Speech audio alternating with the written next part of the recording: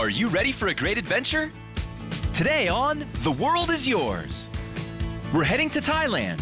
We'll visit a beautiful secluded beach, savor some snacks in the heart of Bangkok, and explore an ancient temple.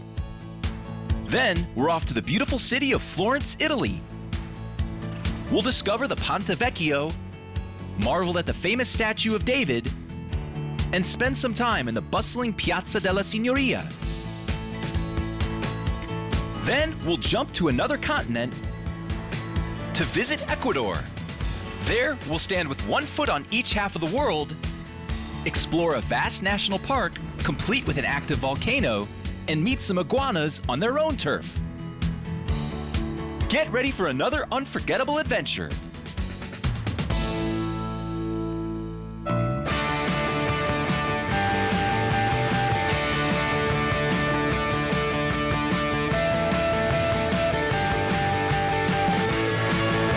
The world is waiting, and the world is yours. Thailand, which used to be called Siam, is located in Southeast Asia and is home to 69 million people. Thailand is a constitutional monarchy because it's the only Southeast Asian country to never have been colonized by Europeans. In fact, in the Thai language, Thailand literally means land of the free. The largest industries in Thailand are manufacturing of textiles and garments, tourism, and agriculture. It is the largest rice exporter in the world, but today, we'll be focusing on tourism. The capital of Thailand is Bangkok. It's an exciting city full of attractions, such as its large, bustling markets. But Thailand isn't only about exciting city life. It is also home to some of the most beautiful beaches in the world. So, let's get started. The first stop on our tour of Thailand is the gorgeous Railay Beach. Railay Beach is a small peninsula located in the south of Thailand between the province of Krabi and the town of Ao Nang. The only way to get there is by boat, thanks to the steep limestone cliffs that cut off all access to the beach. The beautiful clear water and warm weather make Railay Beach a great destination just to relax. That's probably why it's so famous among backpackers, who come from all over the world to stretch out on these white sandy beaches. Now let's head to the big city. As we mentioned, Bangkok is the capital of Thailand, and it's full of culture and history. The Chao Phraya River feeds into a huge network of canals that go all across the city. So it's easy to get around Bangkok by boat. Bangkok is a modern city full of hustle and bustle, but there are also lots of exciting cultural attractions, like Buddhist temples decorated with enormous stone Buddhas. You can even have a look at the Grand Palace, where the king lives, if you go to the Ratanakosin, which is the royal district of Bangkok. Another iconic attraction in the city is the Yaowarat Road. Let's go check it out. Yaowarat Road is part of the Samphantawong district in Bangkok. But Yaowarat Road was not actually built until 1891. Many people believe the curvy shape of the road looks like the outline of a dragon. The dragon is a symbol of magic, wisdom, and luck in Thailand. So people believe that Yaowarat Road is a lucky place to do business. Pretty cool. The heart of the whole district is the Sampang Market. This marketplace is an explosion of color and sound, and you can get just about anything here, from gold to computer parts to souvenirs. Not to mention food. That's right, Yaowarat is a major food district. And it would be a shame to stop by without sampling some of the local delicacies. We'll start with the plamukyang, which is grilled squid. Don't let all those tentacles scare you away. Remember, part of traveling the world is being adventurous, and that means trying new things. And if you're brave, try it with chili sauce like the locals do. Save some room for the Kue Chapawan Pochana, a peppery soup with rice noodles and pork. And try patongo, which are fried dough sticks drizzled with green sauce. And although we could stay here all day, we need to hurry along if we want to make it to the Wat Arun Temple. Wat Arun Temple is named after the Hindu god Arun, and it's known as the Temple of the Dawn. They call it this because every morning, as soon as the sun rises, light reflects off the top of the tallest spire. Bangkok is full of temples, but this one on the west bank of the Chao Phraya River is especially impressive due to its unique architecture and its location. Note all the different colors and lights, and the way the pointed spires are reflected on the surface of the river. And why not use the river to get there? Ask them if they're stopping at Pier 8. Once there, it's important to be very respectful, because Buddhists consider this to be a sacred place. Make sure you're dressed appropriately, keep your voices quiet, and remember to take off your shoes before going inside. By the way, Buddhist monks might seem like a rare sight for you, but did you know that it used to be law that every Thai boy under the age of 20 had to spend at least 3 months living as a monk? Even royalty had to follow this rule. Nowadays, this practice isn't as common, but it still exists. Just to give you an example of just how impressive this place is, guess how tall the main spire is? Okay, I'll tell you. It stands at over 229 feet tall. And that shimmering effect is because it's decorated with countless tiny pieces of colored glass and Chinese porcelain. The main spire, known as a prong in the Thai language, isn't only beautiful, but it is also symbolic. It represents the 3 realms of existence that are central to Buddhist philosophy.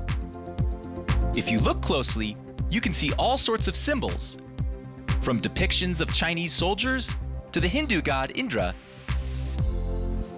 It's time for us to move on from Thailand to our next destination. When we return, you'll learn all about the amazing city of Florence, Italy. But first, let's test your world knowledge. Which famous musical instrument was invented in Florence? Is it A, the guitar, B, the accordion, C, the mandolin, or D, the piano? The answer coming up when we return to The World is Yours.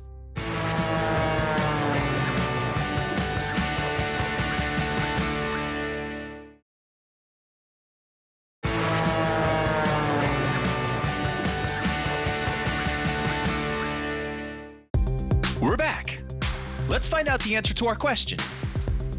Which famous musical instrument was invented in Florence? Is it A, the guitar, B, the accordion, C, the mandolin, or D, the piano? If you guessed D, the piano, you're right. Congratulations. That's right. The piano, originally called the pianoforte, was invented in Florence all the way back in the 1700s.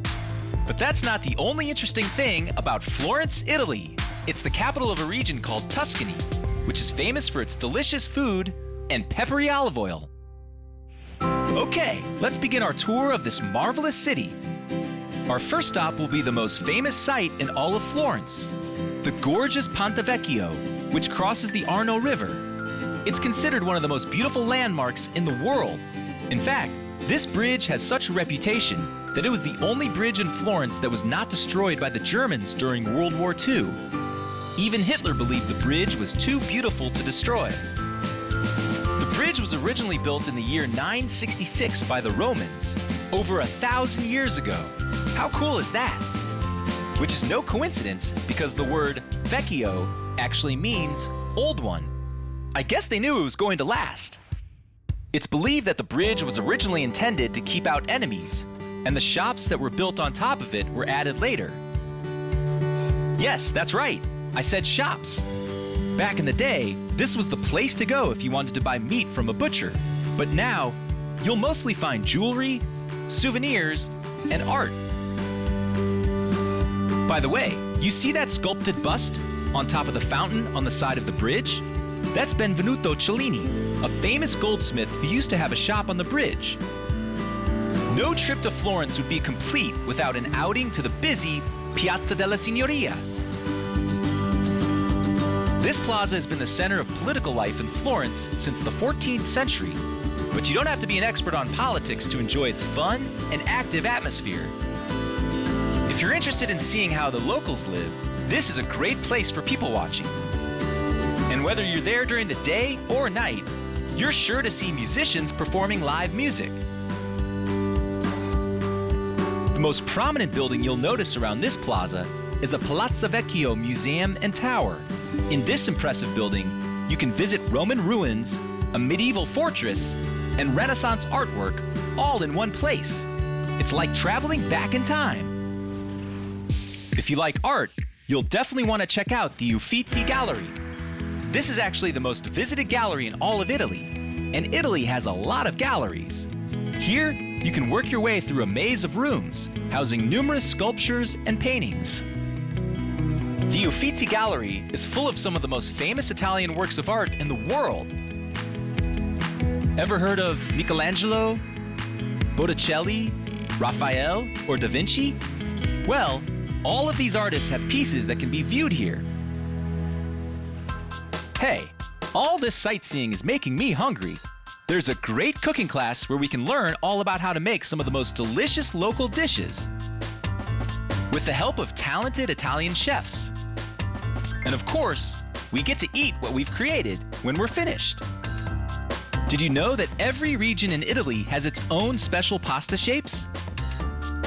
Tuscany, for example, is famous for its tortellini. You've probably heard of tortellini before. How about pappardelle? Pappardelle is ribbon-shaped and often served covered in wild boar sauce. And how about pici?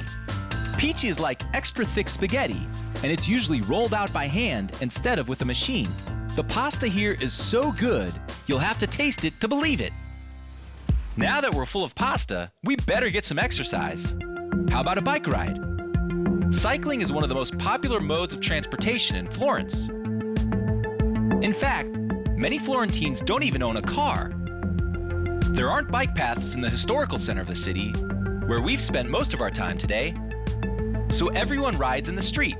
Just remember, unlike some European cities, in Florence, bikers are expected to follow the flow of traffic on one-way streets. Don't worry, as long as we watch out, there shouldn't be any problems. Florentines are used to sharing the road. Wow, it's been a wild ride here in Florence. But this adventure isn't over yet. There's one more destination to hit today. We've already been to Asia and Europe, so why don't we keep things interesting and visit South America? That's right, our last destination today will be Ecuador. But first, let's test your world knowledge. Which of these fruits is exported in high quantities from Ecuador? A. Kiwis. B. Bananas. C. Oranges. D. Mangoes. The answer coming up when we return to The World is Yours.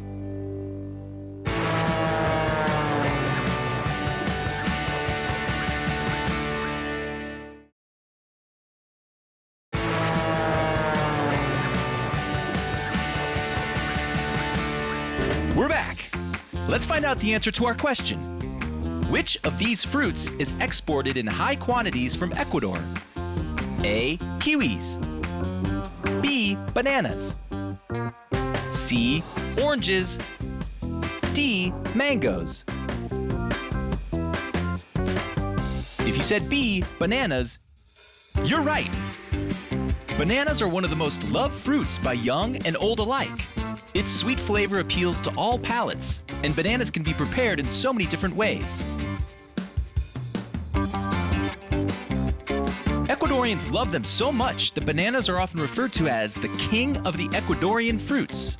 Bananas have earned their reputation not only for their exquisite taste, but also for their many nutritional properties. Bananas are Ecuador's most important export after oil. There are over 300 types of bananas in Ecuador.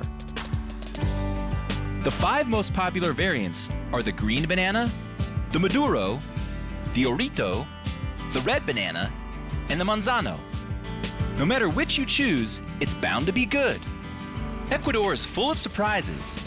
It may look like just a tiny country in the middle of South America, but man, does it have a lot packed inside of it. For example, Ecuador is home to part of the Amazon rainforest, part of the Andes mountain range, the Galapagos Islands, and many small colonial towns. Did you know that if you stand on top of Mount Chimborazo, Ecuador's tallest mountain, you'll be closer to the sun than any other place on Earth? This is because the equator, the imaginary line that divides the Earth into 2 hemispheres, goes right through Ecuador. It's also how Ecuador got its name. Ecuador, equator. How about that? Well, since I brought it up, let's have a look at this imaginary line. Our first stop in Ecuador is the Ciudad Mitad del Mundo, which means city at the middle of the world in Spanish. It's about 15 miles from the capital, Quito. Have you ever wished you could be in two places at once? Well, today you can. Even though the real equator is an invisible line, here it's painted on the ground, so you can clearly see where to put your feet. Just stand with one foot on either side of the line, and there you go. You are currently standing in both the northern hemisphere and in the southern hemisphere at the same time. Did you know that only 7% of Ecuadorians today are of completely indigenous ancestry? Indigenous means native to a particular place. The rest of the population is made up of a mix of indigenous, European, and African ancestry. If you go during the solstice or the equinox, you can experience an authentic ancestral celebration. Want to see something really cool? Have you ever heard of the rumor that in the northern hemisphere, water whirls down the drain in a different direction than in the southern hemisphere? Well, here you can actually see proof. This is due to a scientific concept called the Coriolis effect.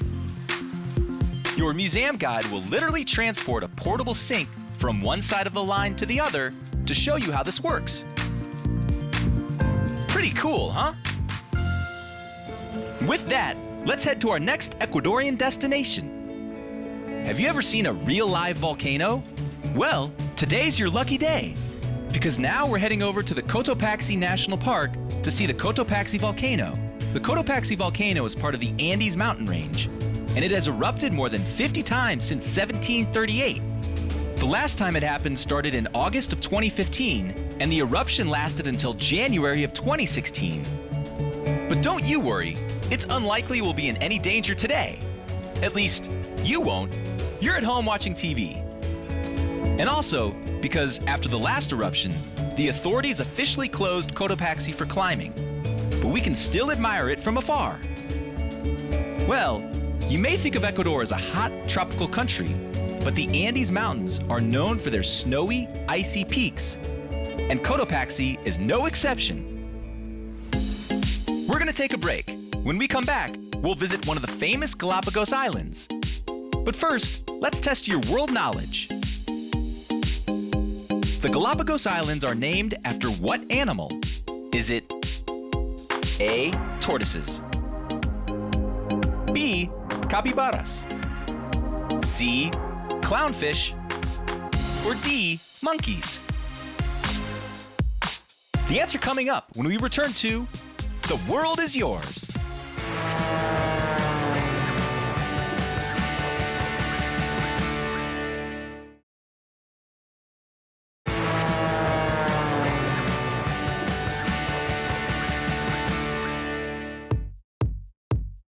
We're back.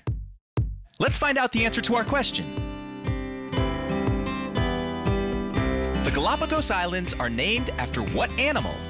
Is it A, tortoises, B, capybaras, C, clownfish, or D, monkeys? If you guessed A, tortoises, you're right. Great job. And on that note, let's go visit these famous islands for ourselves. The famous naturalist and scientist Charles Darwin actually spent a lot of time in the Galapagos Islands, and his discoveries here were an important part of his theory of evolution. Today's last destination will be one of these islands, Isla Fernandina. The island was originally named Narborough Island after Sir John Narborough, a famous commander in the English Navy in the 1600s. Notice the rocky terrain. There's not a whole lot of vegetation on this island other than lava cacti because most of the surface is covered with hardened lava. But it gives us a fascinating, surreal landscape to look at. It almost looks like the surface of the moon, only it's in the Pacific Ocean. But despite the lack of plant life, there are plenty of exciting animals here, like red-footed boobies, red-lipped batfish, swallow-tailed gulls, short-eared owls, frigate birds, and a ton of marine iguanas.